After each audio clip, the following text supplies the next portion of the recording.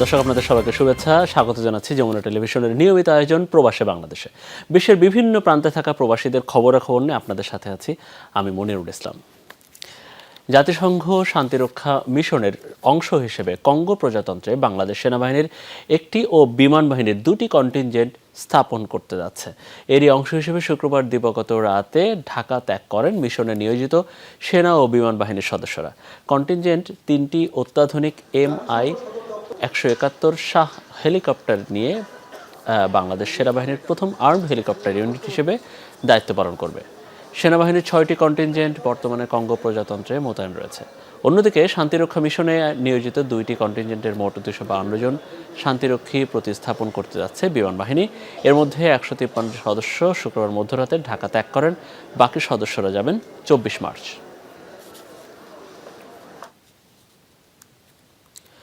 মালয়েশিয়ায় চলছে অবৈধ অভিবাসীদের দেশে ফেরার কার্যক্রম। শুক্রবার প্রথম দিনেই নিজ দেশে ফিরতে নিবন্ধন করেছেন বিভিন্ন দেশের 850-র বেশি অনথিভুক্ত অভিবাসী। কার্যক্রমের দ্বিতীয় দিনও দেশটির ইমিগ্রেশন অফিসের সামনে ছিল ভিড়। দেশে ফিরতে নিবন্ধন করছেন মানবেতর জীবন কাটানো অনেক বাংলাদেশীয়। মালয়েশিয়া থেকে সহকর্মী আহমদুল কবিরের প্রতিবেদনে বিস্তারিত। নানা কারণে দীর্ঘদিন ধরে মালয়েশিয়ায় অবৈধভাবে বসবাস করছেন অনেক অভিবাসী। বিভিন্ন দেশের এই নাগরিকদের কেউ বা দেশটিতে পাড়ি জমিয়েছেন অবৈধ পথে, কারো আবার শেষ হয়ে গেছে ভিসার মেয়াদ, তাই চাকরি না পেয়ে মানবেতর দিন কাটছে তাদের। তাছাড়া মরার উপর খাড়ার গা হয়ে প্রায়ই চলে ধরপাকড়।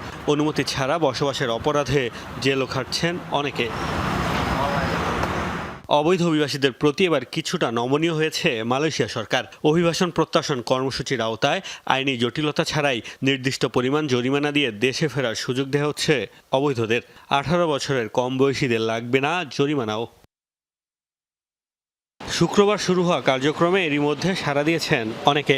প্রথম দিনেই নিবন্ধন করেছেন 850-র বেশি মানুষ। শনিবারও ছিল উল্লেখযোগ্য ভিড়। মানবেতর জীবনযাপন করা প্রবাসীদের দেশে ফেরার সুযোগ দেওয়ার এই উদ্যোগকে স্বাগত জানিয়েছেন বাংলাদেশিরাও। অবৈধ মালয়েশিয়া প্রবাসীদেরকে দেশে ফেরার যে সুযোগটি দিয়েছেন তার জন্য আমি মালয়েশিয়া সরকারকে ধন্যবাদ জানাচ্ছি। যারা অবৈধ আছেন, মানবতার জীবনযাপন করছেন, দয়া করে আপনারা এখানে দুঃখ কষ্ট না করে ফ্যামিলির কাছে চলে যান। মালয়েশিয়ান সরকার যে দেশে পাঠানোর জন্য যে আজকে যে 1 মার্চ থেকে যে প্রকল্পটি বা প্রক্রিয়াটি শুরু হয়েছে, আমরা মালয়েশিয়া সরকারকে আমাদের প্রবাসী বাংলাদেশের পক্ষ থেকে ধন্যবাদ জানাই। আমাদের প্রবাসী ভাইদেরকে অনুরোধ জানাবো, আপনারা যারা অবৈধ আছেন তারা এই সুযোগ গ্রহণ করে আপনারা দেশে ফিরে যাবেন। দেশে ফিরতে ইচ্ছুক প্রবাসীদের সব ধরনের সহযোগিতার আশ্বাস দিয়েছে দেশটির বাংলাদেশ হাই কমিশন। কেউ কেউ বিভিন্ন পরিস্থিতির কারণে আইনগত জটিলতা এবং এটা আমাদের অনেকেই জানেন যে দেশে ফিরে যেতে হচ্ছে। সেক্ষেত্রে আমরা আমাদের প্রচেষ্টাটি থাকে হাই কমিশন থেকে তারা যেন দ্রুততম সময় ট্রাভেল পারমিট নিয়ে যেতে পারেন, এবং জানি খুবই আর্থিকভাবে অসচ্ছল, সেক্ষেত্রে আমরা বিনা ফিতে আমরা এটি দেওয়ার চেষ্টা করি। এই অভিবাসন প্রত্যাশন কর্মসূচি চলবে আগামী ডিসেম্বর পর্যন্ত। মোস্তফা মাহমুদ, যমুনা নিউজ। অস্ট্রিয়ার রাজধানী ভিয়েনায় অনুষ্ঠিত হয়েছে অস্ট্রিয়ার শাখা বিএনপির প্রতিবাদ সভা। 7 জানুয়ারি নির্বাচন বাতিলের দাবিতে এই সভা আয়োজন করা হয়। এতে সভাপতিত্ব করেন মোহাম্মদ মোস্তফা ও সঞ্চালনা করেন মামুন হাসান। বিশেষ অতিথি ছিলেন জার্মানি বিএনপির আহ্বায়ক সেলিম খান। বক্তব্য রাখেন আলম মোহাম্মদ অ্যাপোলো, মোস্তাফিজুর রহমান সুমন এবং মাহবুবুল ইসলাম সহ অস্ট্রিয়ার শাখা বিএনপির নেতাকর্মীরা। এ সময় দ্বাদশ জাতীয় সংসদ নির্বাচনকে অবৈধ দাবি করে সমালোচনা করেন তারা।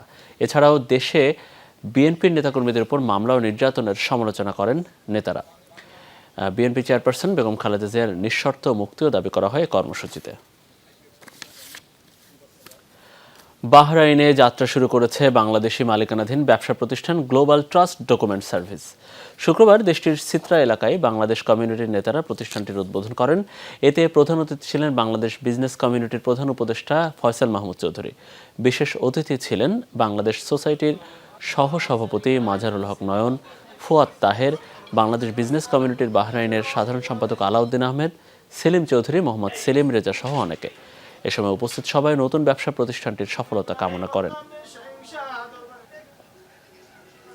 আজকে শুভ উদ্বোধন হতে যাচ্ছে এবং গ্লোবাল ট্রাস্ট একটি বিশ্বস্ত এবং বিশ্বস্ততার সহিত একটি কাজ করে যাবে চিত্রা, এবং বাংলাদেশ বিজনেস কমিউনিটির পক্ষ থেকে গ্লোবাল ট্রাস্টের জন্য শুভকামনা এবং শুভেচ্ছা রইল। আমাদের এখানে সকল ধরনের visa processing, document clearance, Europe, America visa সংক্রান্ত ভিজিট ভিসা সমস্ত কিছু আমরা করে থাকি।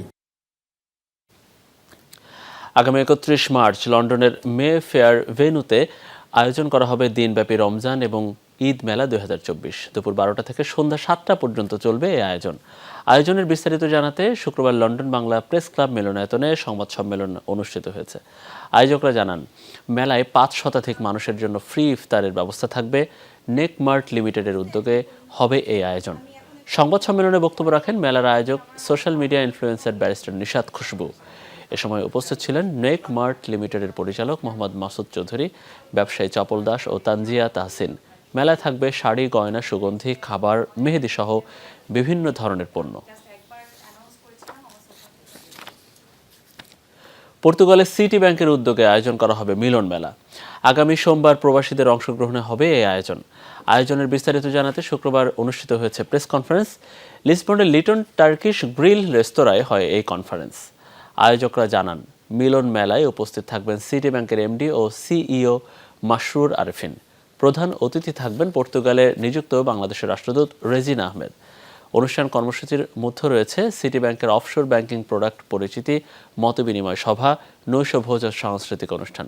মিলন মেলা সমন্বয়ের দায়িত্বে রয়েছেন পর্তুগালে বসবাসরত বাংলাদেশি রনি হুসাইন, রনি মোহাম্মদ, রাসেল আহমেদ, প্রিন্স সহ অনেকে। বিভিন্ন সময়ে ভারতে পাওয়া নারী শিশুসহ 10 জনকে আখাউড়া সীমান্ত দিয়ে দেশে ফিরিয়ে আনা হয়েছে। দুপুরে সীমান্তে আনুষ্ঠানিকতা শেষে আখাউড়া উপজেলা সহকারী কমিশনের কাছে তাদের হস্তান্তর করা হয়। তাদের মধ্যে 4 জন পুরুষ ছাড়াও 3 নারী, 2 শিশু, 1 নবজাতক রয়েছে। জানানো হয়, দালালের মাধ্যমে বিভিন্ন সময় অবৈধ পথে ভারতে গিয়ে আটক হন তারা। বন্দী ছিলেন কারাগারে। পরে প্রত্যাবাসন প্রক্রিয়ার মাধ্যমে তাদেরকে ফেরত আনা হয়েছে।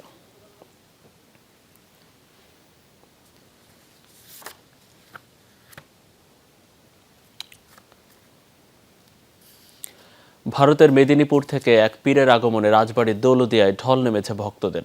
সকালে হেলিকপ্টারে করে দৌলদিয়া আসেন আঞ্জুমানে কাদেরিয়া তরিকার পীর হজরত আব্দুল কাদের জিলানির বংশধর হজরত সায়েদ শাহ ইয়াসুল আল কাদরি। তাকে বরণ করে নেন হাজারো ভক্ত অনুসারী। আগের রাত থেকে অপেক্ষায় ছিলেন অনেকে। দুপুরে দৌলদিয়ায় আঞ্জুমান কাদেরিয়া খানকা পাকে মোনাজাতে অংশ নেন শাহ ইয়াসুল আলী আল কাদরি। পরে রাজবাড়ি খানকা শরীফে যান তিনি। অ্যামাজনের গহীন বনে বিরল এক অ্যানাকোন্ডার সন্ধান পেলেন গবেষকরা। নতুন প্রজাতির এই অ্যানাকোন্ডাকে বলা হচ্ছে বিশ্বের সবচেয়ে বড় সাপ। বিশ্বের সবচেয়ে বড় রেইন ফরেস্টের ইকুয়েডর অংশে দেখা মিলেছে সাপটির। নতুন এই প্রজাতির সাদৃশ্য রয়েছে 1 কোটি বছর আগে অস্তিত্ব থাকা সবুজ অ্যানাকোন্ডার সাথে। প্রায় 1 কোটি বছর আগে অস্তিত্ব থাকা সবুজ অ্যানাকোন্ডাকে ভাবা হয় বিশ্বের সবচেয়ে বড় সাপ। অ্যামাজন জঙ্গলের অগভীর এক জলাশয়ে সেই অ্যানাকোন্ডার নতুন এক প্রজাতির সন্ধান পাওয়ার দাবি গবেষকদের। অ্যামাজনের ইকুয়েডর অংশে একটি টেলিভিশন চ্যানেলের ডকুমেন্টারি সিরিজের ভিডিও ধারণ করতে গিয়ে সন্ধান মিলেছে দৈত্যাকৃতির সাপের। দাবি 20 ফুটেরও বেশি দৈর্ঘ্যের সাপটির ওজন 200 কেজি। এই গবেষণার নেতৃত্বে ছিলেন 20 বছরেরও বেশি সময় ধরে লাতিন আমেরিকার বন জঙ্গলে অ্যানাকোন্ডার নতুন প্রজাতির সন্ধান চালানো অস্ট্রেলিয়ান গবেষক ব্রান ফ্রাই। এটি খুবই বড় একটি সাপ। এর সঠিক দৈর্ঘ্য বলা কঠিন, তবে তা 20 ফুটেরও বেশি হবে। অনেকের কাছে বাড়াবাড়ি মনে হলেও আমার মতে এটি বিশ্বের সবচেয়ে বড় অ্যানাকোন্ডা। গবেষকদের দাবি, অ্যানাকোন্ডার নতুন এই প্রজাতি এখনো নথিভুক্ত হয়নি, তবে বিরল সাপটি স্থানীয় আদিবাসীদের কাছে বেশ পরিচিত।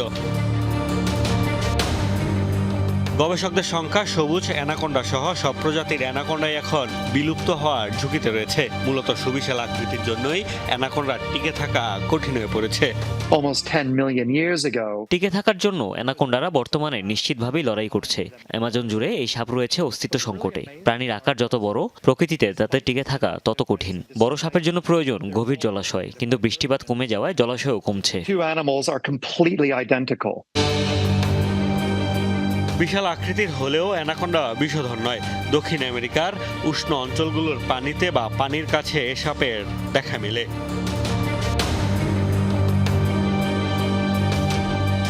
মোস্তফা মাহমুদ, যমুনা নিউজ।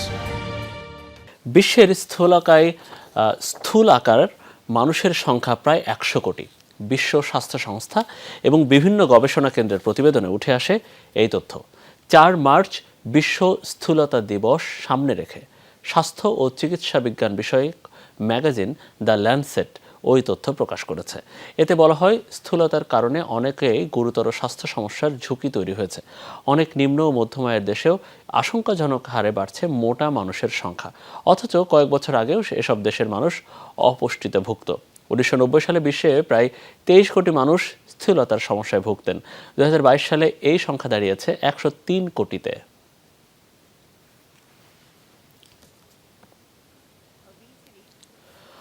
অনাহারী ফিলিস্তিনিদের সহায়তা নিয়ে যেন এক তামাশা চলছে। ত্রাণ সংগ্রহকারীদের ওপর ইসরায়েলের নৃশংসতার ঘটনায় প্রলেপ দিতে এগিয়ে এসেছে মিত্ররা।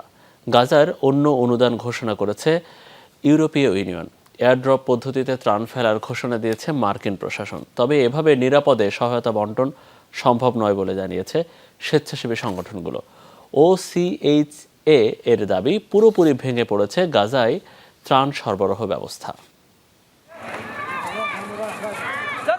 গাজায় সীমান্তবর্তী সব প্রবেশপথ যখন বন্ধ, তখন আকাশপথই ভরসা।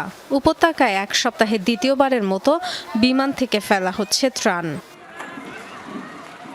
ত্রাণ সংগ্রহকারী ফিলিস্তিনিদের ওপর বর্বরোচিত ইসরায়েলি হামলার ঘটনায় যখন বিশ্বজুড়ে নিন্দা সমালোচনার ঝড়, তখন নতুন করে মানবিক সহায়তার আশ্বাস দিল যুক্তরাষ্ট্র ও ইউরোপীয় ইউনিয়ন।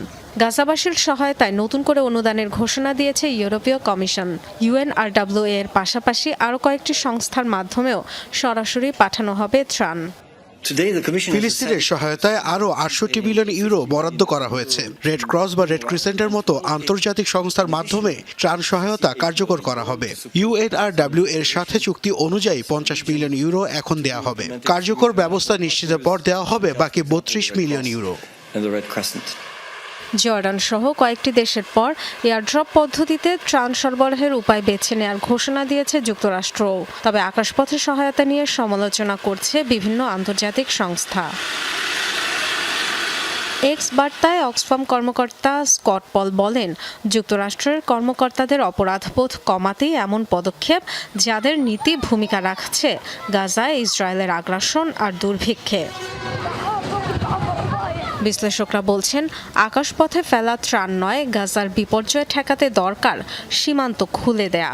উঁচু থেকে পাঠানো ত্রাণের প্যাকেট আরও ঝুঁকি আর বিশৃঙ্খলাই তৈরি করবে উপত্যকায়। একই মত গাজায় সহায়তাকারী আন্তর্জাতিক সংস্থাগুলোরও। গাজায় মানবিক সহায়তা পৌঁছানোর জন্য আমাদের নিরাপদ পথ দরকার। প্রতিটি প্রবেশ পথ খুলে দেওয়া উচিত। এখানকার ফিলিস্তিনিদের কেবল খাবার ও পানি নয়, চিকিৎসা সেবাও প্রয়োজন, বিশেষ সরঞ্জাম প্রয়োজন। জাতিসংঘের মানবাধিকার বিষয়ক সংস্থার তথ্য অনুযায়ী জানুয়ারির মাঝামাঝি থেকে গাজায় বিভিন্ন সংস্থার ত্রাণ সরবরাহের সময় আরও 14টি হামলা হয়েছে। Dorothy Tasrin, Jamuna News. দর্শকেরা, এই ছিল প্রবাসী বাংলাদেশের আমাদের আয়োজনে। এতক্ষণ আমাদের সাথে থাকার জন্য আপনাদের সবাইকে অনেক অনেক ধন্যবাদ।